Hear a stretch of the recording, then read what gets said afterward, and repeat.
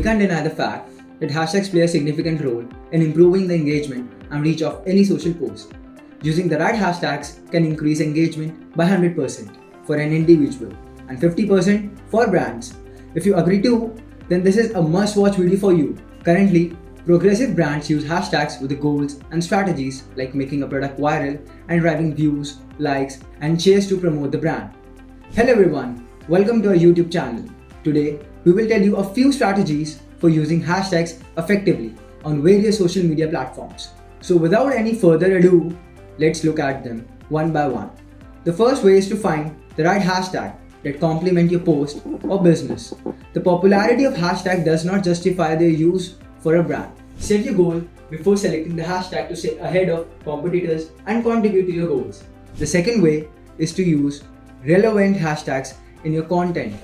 Avoid overstuffing. Otherwise, your post may fall under the spam category labeled by social media platforms. You must follow the best practices as per the guidelines of each platform.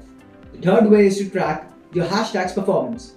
Track your hashtags to measure their impact on social media performance. Some key metrics that need monitoring are popularity, interactions, and reach. The next strategy is to follow the guidelines strictly provided by every social media platform. Let's have a quick look at the guidelines provided by different social media platforms. The first guideline is for Instagram by the creator community to use only 3 to 5 hashtags at a time. Place hashtags in your comments, posts, and stories and use relevant hashtags as per community guidelines. The second guideline is for LinkedIn to use only 2 to 3 hashtags. Use them in your posts and on organization's page and blend the well-known niche and branded hashtags. The third guideline is for YouTube. As per YouTube guidelines, users are restricted to use only 3 to 5 hashtags per video and 1 to 2 in your title and the balance of both in your description.